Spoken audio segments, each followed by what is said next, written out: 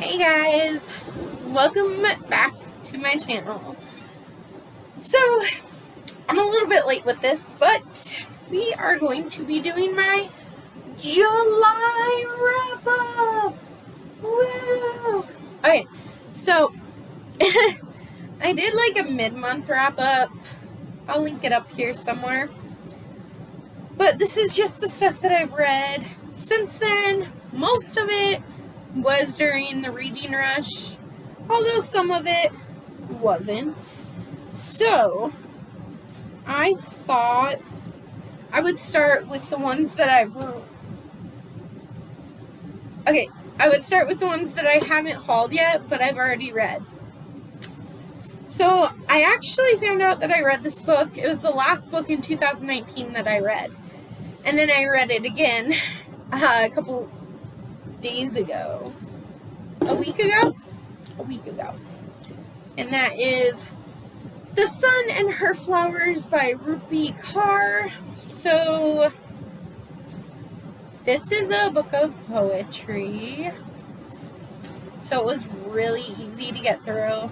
You have like 5 different sections of like a plant growing up, but she was kind of referring to herself. There's like rooting,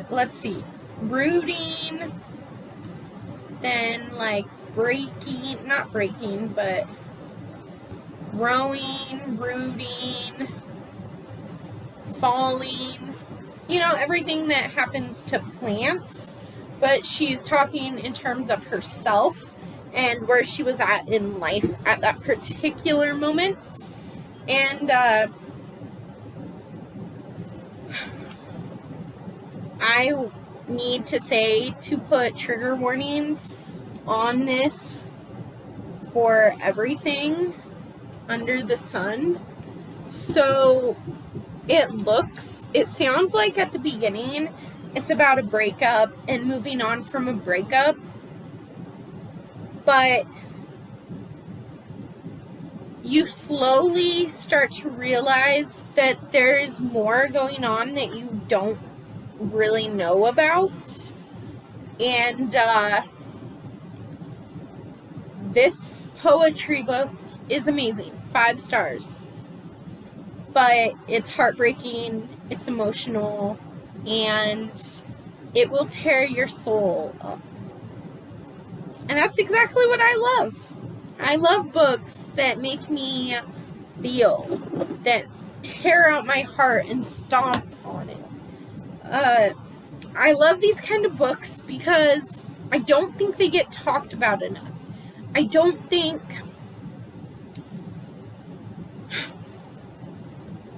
she was raped. And this is her falling to pieces and coming back from that. I just don't think that type of thing is talked about enough. There are books about it and books about other heavy things like school shootings and things like that need to be read. Yes, they break my heart every single time. But those are the things that don't get enough attention in this world. So I loved this book. And I wouldn't recommend it to everyone because of the content. So keep that in mind. But trigger warnings, but oh my god. It broke my heart in the most beautiful way. Okay, and then I thought I would go, I had them in order. Okay, so the other one that I read, I already unfolded. I actually got it from my friend Michael, and then on the road trip I read it because it was really short, and then I ended up just giving it to my friend Amanda when I saw her. So I no longer have it, but I read YOLO Juliet, and if I can find a picture I'll insert it right here. Um, but honestly, it's just like Romeo and Juliet in the modern age if they like texted all the time. So it was really easy to read. It wasn't anything special. It was a 3-star read for me. I enjoyed it. It had entertainment value, but it was just, it was just slightly entertaining. It was just a funny read more than anything, I think. Anyways, let's get on to these books and then on to the Reading Rush books. So, I read The Fill-In Boyfriend by Casey West. This is probably my first experience with fake dating that I actually liked. And then I was on a fake dating kick, and I read a couple more that aren't here yet, but we'll talk about them later. But yeah, they put me into such a, I need some fake dating in my life. You know what? It's actually on my Kindle. It was The Fake Boyfriend, which was very good too. I think I gave that one 4 stars and this one 5 stars. Highly, highly, highly recommend this. So far, both books I've talked about I'm keeping because I know that I tend to unhaul a lot of books. It's hard to keep up, but I will be keeping those. Then The Chaos of Standing Still by Jessica Brody. Okay, so I was expecting more of a harder contemporary, but this one was kind of more soft and fun. It's a little bit fluffy. Just a lot of bit fluffy. But I enjoyed them. This one is about this girl, Rin, whose best friend died a year ago. But she has one unread text message from her best friend, and when she gets snowed into the Denver airport, she smacks right into this cute boy. And they swap phones because they have the same phone and the same case, and then adventure happens and you got to get your phone back, and he's a really cute boy, so is there gonna be love? I guess you have to read it to find out. I would highly recommend this book. 5 stars. I guess I had a really good reading month, or at least the end of July was a really good reading month. Reading a couple weeks then. But this was really good. I gulped it up. I ate it up. I think I read it in 2 sittings, which is weird for me. Alright, then... Okay, you know what? We're going to do the other 5-star book, even though it's hard. It's a hard-hitting contemporary. The Way I Used to Be is by Amber Smith, is about Edie, who gets raped the summer before freshman year of high school. And rape is never good or easy, but it's especially tough when no one really wants to listen to you. You get shut down every time you try to open your mouth and say what happened because you were close with the person that raped you. And your family doesn't think that he is capable of that. But you know different. And this is kind of Edie's spiral from there. It follows her through freshman, sophomore, junior, and senior year. And it broke my heart. It shredded my entire heart. It was emotional. I was crying every other page and major trigger warnings. But it was definitely worth it. It's been several weeks since I read this, and it's still stuck with me. I think this is going to be one of those books that just changed my life. I cannot wait. I still have another book by Amber Smith that I want to read, but I can't until this one leaves. Like, it's just stuck with me. And I highly recommend, but remember every trigger warning. Every trigger warning. So good. So we went from all my 5-star reads to my DNF, which might surprise you guys because it was on my 5-star predictions video, which I'll link up here somewhere. That is Spin by Lamar Giles. So, honestly, I DNF'd it because it follows famous people, celebrities, which I couldn't get into, and the writing style was just not for me. I'm not saying it's bad, but I just personally couldn't get into it. And that's all I have to say. So that one will be the first one that I'm unhauling. Then all 7 of my books for the reading rush. Yep, I did a book every single day. Ooh. But all 7 of these, never mind, I was going to say I'm going to keep all 7, but I'm not. I'm a liar. So the first one that I read is Ella Enchanted by Gail Carson Levin. I'm pretty sure I read this as a kid and I really loved it. This time it didn't stick with me as well. I gave it 3 stars. It's a Cinderella retelling. It's cute. I think as a teacher, this will be very good to have in my classroom, so I'm going to keep it. But I just didn't love it as much. Okay, then the next book is actually a 5-star, was a 5-star book, but I'm gonna be unhauling it.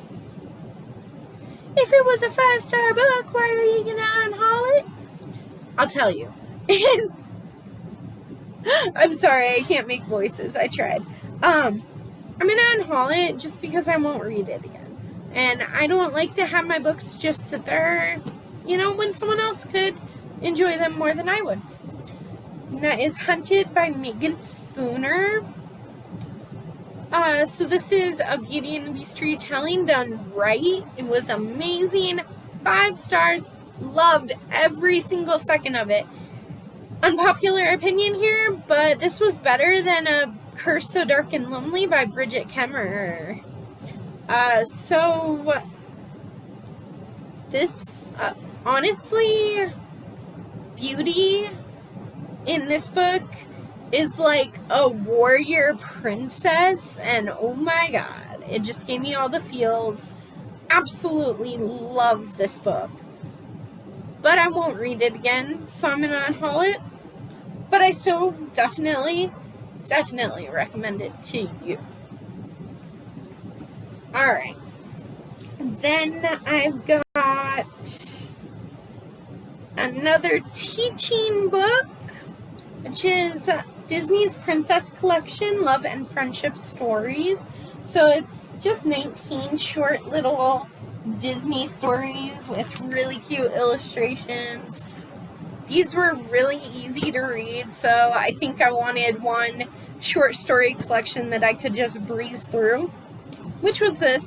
And plus, I'm going to be the teacher that has to read every single book that's in my classroom to make sure it's appropriate for kids. Although, Disney's Princess Collection, I knew it would be, but honestly, it was just an excuse to read it.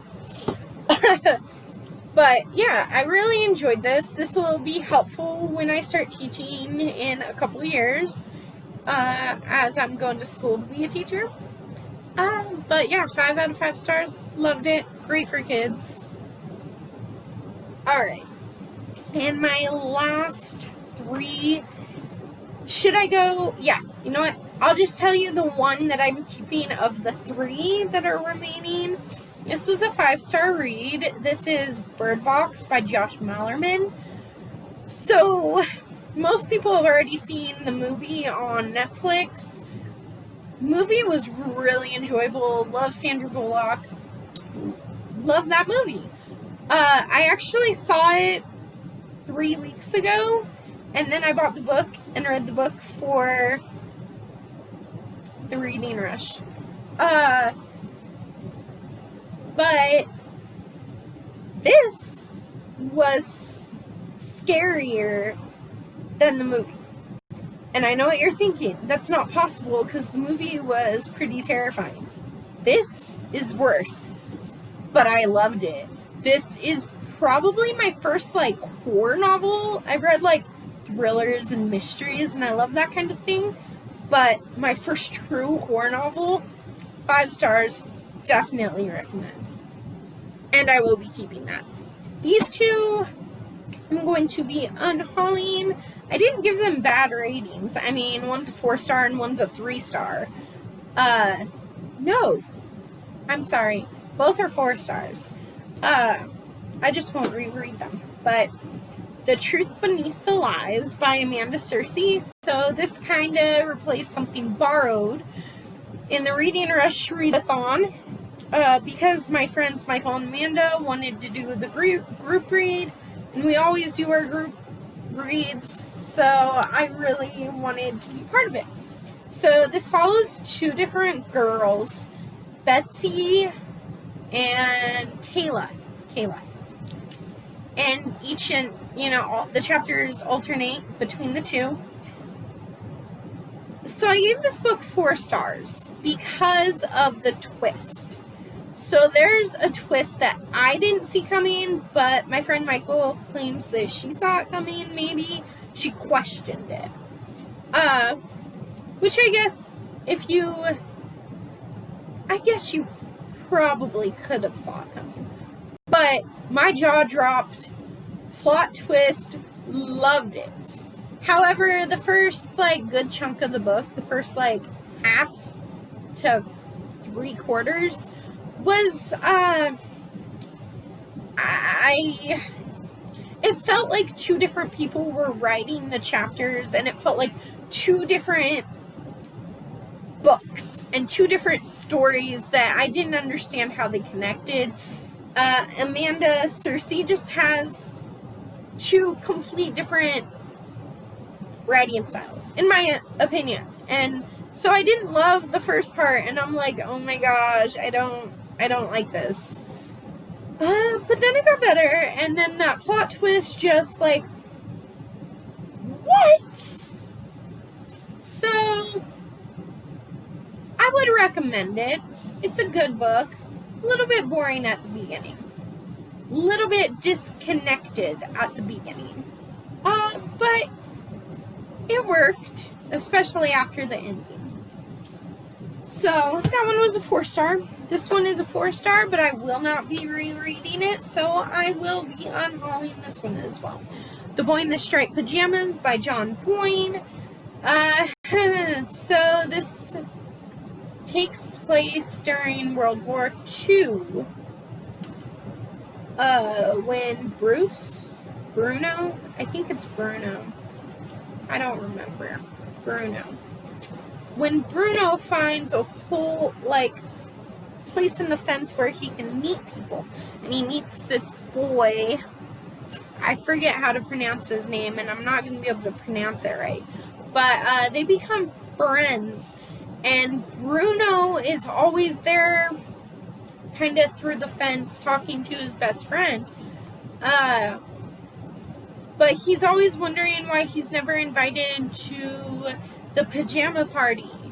Because everyone in the concentration camp wears striped pajamas. And Bruno thinks that they're just having a party and that they're always having fun without him.